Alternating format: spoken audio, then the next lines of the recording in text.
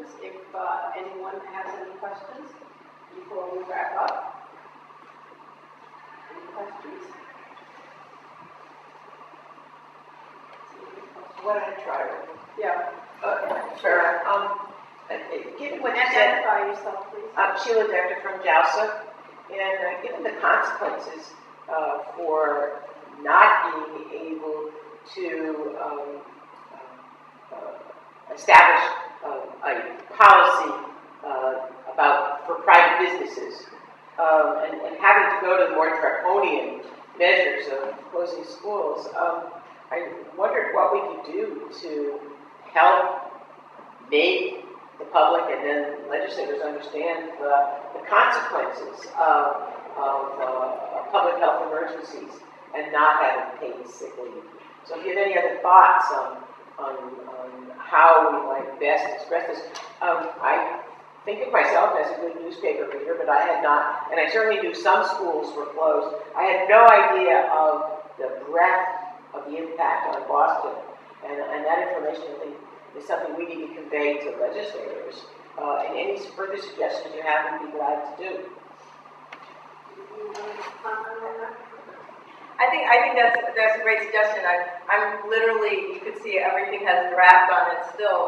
We are in the process of doing all the analysis on the data so that we can in fact issue a report around sort of what leads to school closings and what's the burden of disease and what are possible routes of transmission. So we've been sort of plotting the zip code data for all the students. We really try to see where are the transmission routes. Right now the preliminary evidence is in schools. It was schools, and it was in fact very much related to the fact that we had so many children coming into school sick.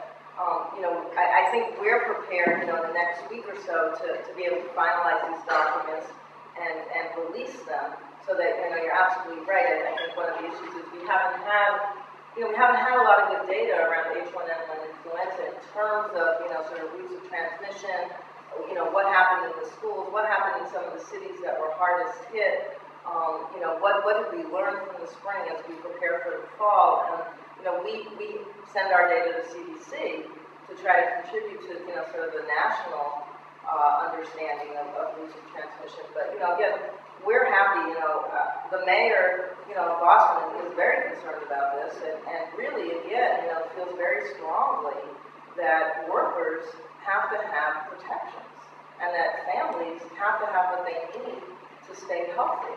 And that this is in fact, a piece of legislation that's very important to the city of Boston, because I think there is an economic impact to this. And I think, we need to continually make that case. What's worse, closing an entire city because you have no other mechanisms to make sure that people stay home and don't transmit, or, having leave policies that protect workers so they can stay home. Dr. Ferrer, I'm going to ask a follow-up question about that. So do you have a schedule to go and talk to Boston Chamber of Commerce?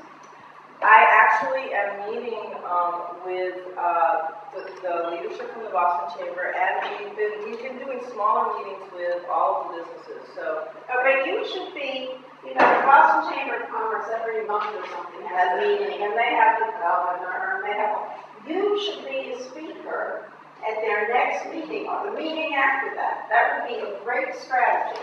So I'm happy to ask for that. I mean, I will tell you that we have a Meta Leadership Summit that the mayor holds for all the businesses and various organizations in the city, and we'll probably be devoting the next leadership summit, which is hundreds of people, to H1N1 influenza planning, and really highlighting the issue we've been talking to the businesses about is you have to have policies that allow workers to stay home.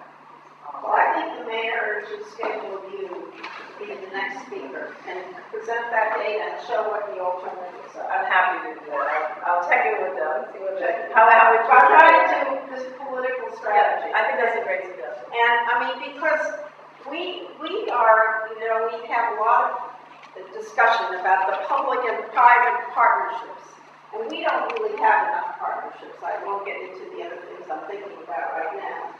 But this has to be a partnership, and this affects a whole community. One of the speakers said, in other countries, this is not really an issue. Well, that's true for childcare and for a lot of other issues that relate to our community and to our community supporting each other. And this is one where we are not only a question of supporting, but we're putting people in danger. So I think we should use all the tools that we have. Are there any other questions?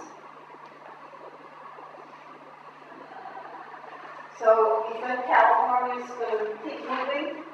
I think they'll keep trying. I think right now They're they've got a lot can't of focus on anything but dollars. If you could just make a few billion from the payee, you'd probably be able to get it through in a minute. There you go. Well, I want to thank all of you for coming. I particularly want to thank the staff of Senator Jayla and Representative Khan and Jessica Weitz. Jessica, where are you? Oh, the director of the Women's Caucus and my staff, Emily and Kathleen, and Kevin, who's shadowing me. So we have a student who's learned a little bit that perhaps he will bring back to his campus. So we thank you all for coming, and we'll keep working hard on this.